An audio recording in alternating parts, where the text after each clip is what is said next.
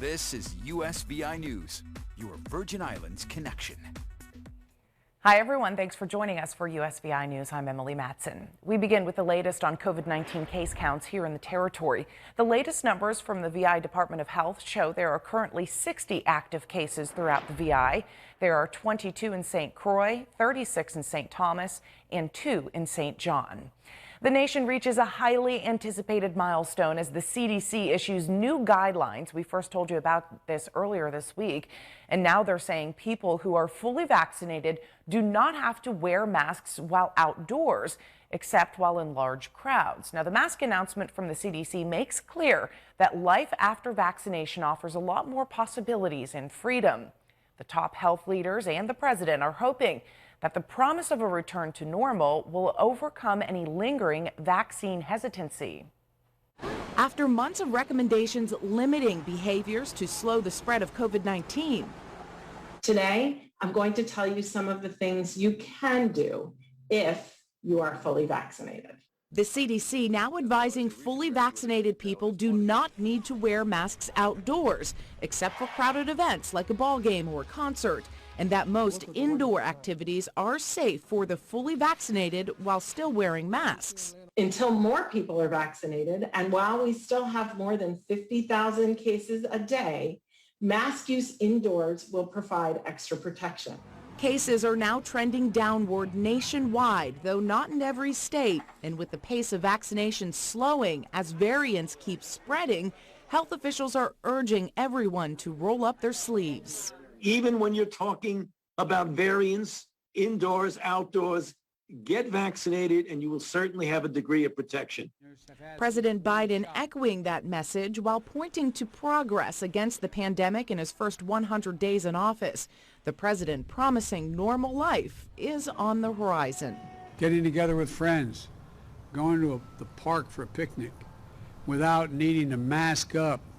With vaccines offering the final push to protect yourself and the person standing next to you.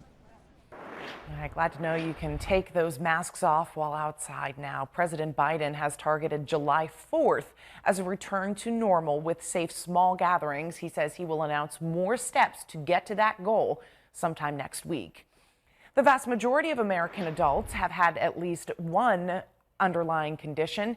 And if they have that one underlying condition, that can increase the risk of severe COVID-19. That's according to a new CDC report, which examined 3 years of national data involving more than 11,000 adults. Now, the researchers found more than 76% of adults have at least one chronic underlying condition, which may increase the risk for severe COVID disease. That includes asthma, heart disease, obesity, diabetes, and high blood pressure. However, Black and Hispanics had a disproportionately higher burden of both obesity and diabetes compared with their white counterparts. That's according to the study.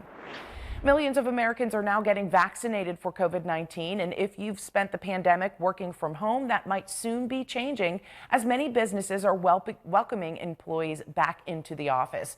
Mandy Gaither has tips on how to handle any anxious feelings or stress you may have that comes with heading back into the office in today's Health Minute.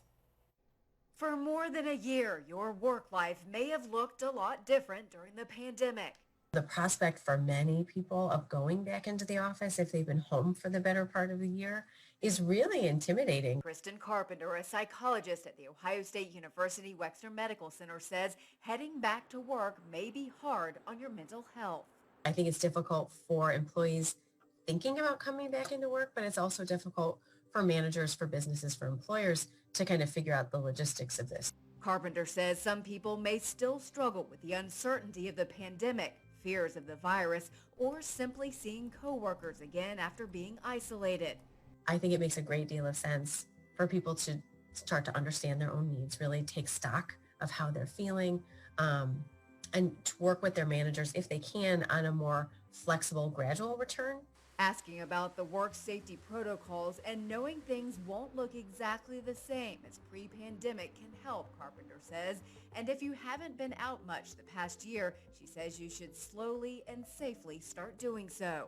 If it's really intimidating, do so in off hours when maybe the traffic won't be quite so high. You have an opportunity to explore and just be in the world again. While it might seem daunting for some, Carpenter says going back to the office could be a good thing for many.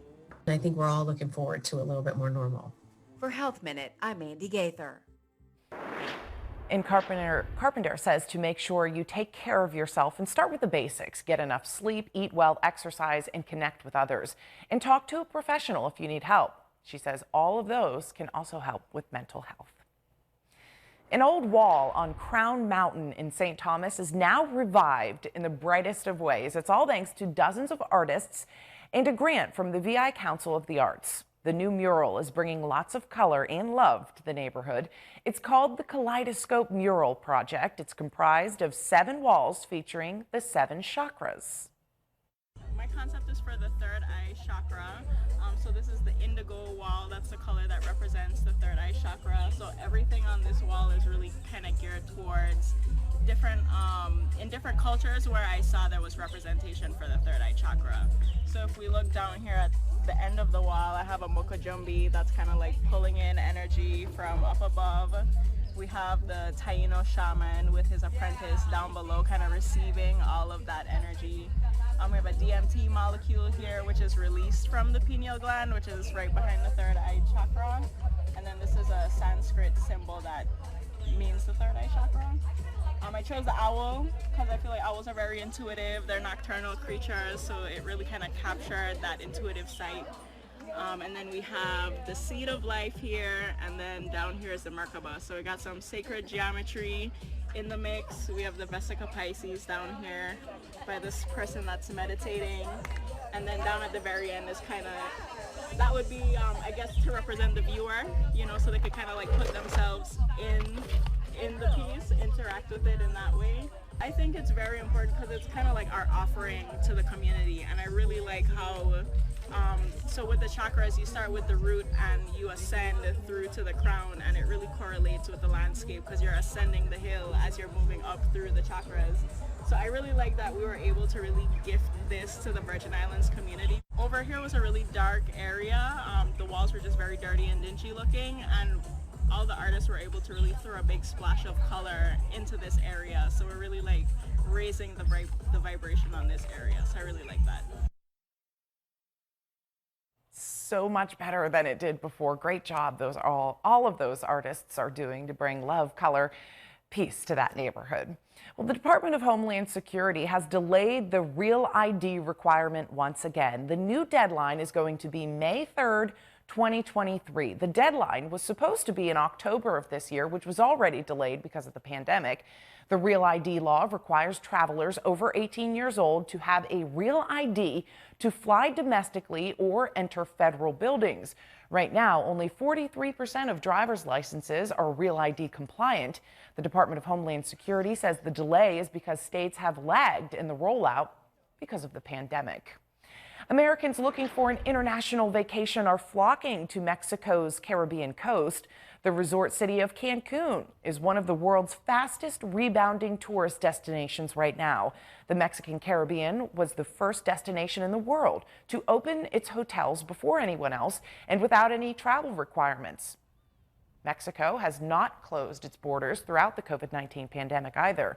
The progress of vaccination against COVID-19 is the great hope for the global tourism economy.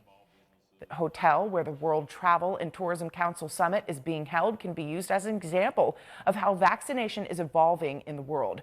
Most of the guests at the hotel are Americans who have already been vaccinated.